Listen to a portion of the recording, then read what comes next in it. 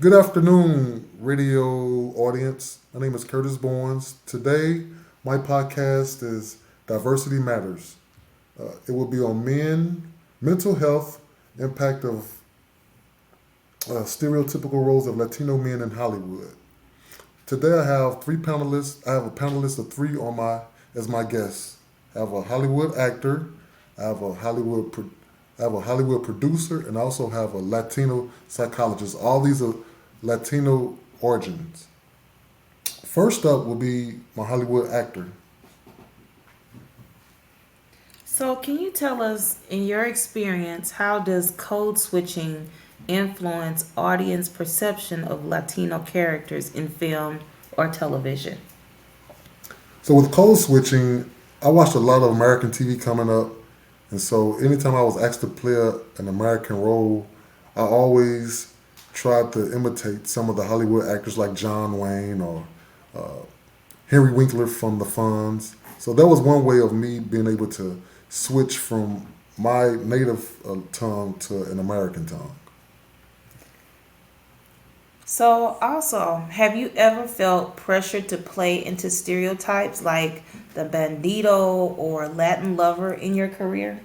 Of course, they all think that us Latin men are huge Latin lovers. Pepe Le Pew, they always consider him a Latin lover. So that was always one of the stereotypes that we as Latin men were portrayed upon. So I did feel the pressure of that. Yes, I did. What role can actors play in showing the emotional range and complexity of Latino masculinity?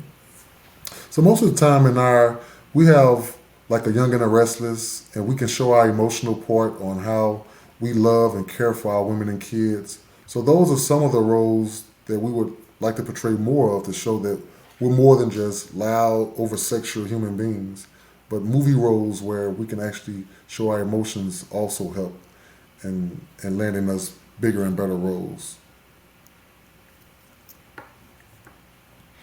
Now, my next guest will be a Latin psychologist who will explain or try to explain some of the mental state of some of our Latino men in Hollywood. My first question to you is, how does the traditional view of machismo conflict with the emotional needs of Latino men today?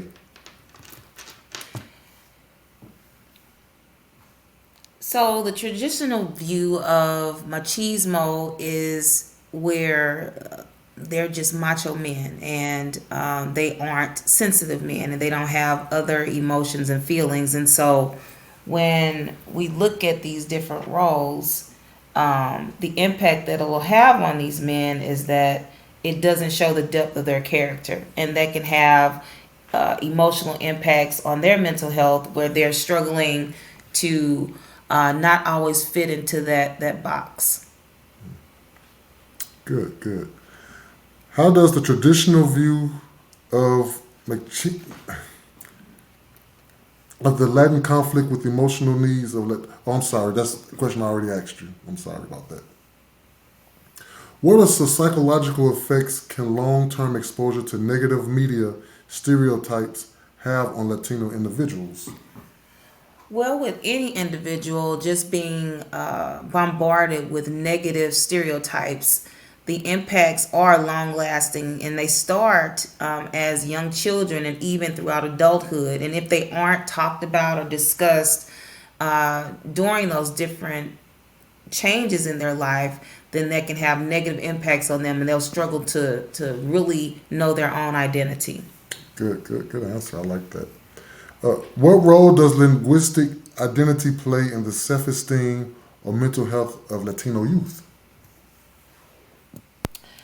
So linguistic identity plays a huge role in their self identity of youth because they struggle between not wanting to sound too much like their parents or sound like they don't belong in this country, and then they struggle with still wanting to connect with their community at the same time. So there is a huge impact on their mental health because they're trying to fit into both worlds.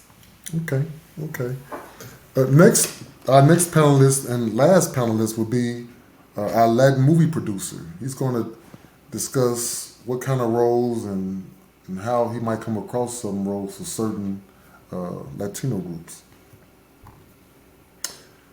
What changes have you seen, if in any, and how Hollywood represents Latinos since the era of the Bandino stereotype?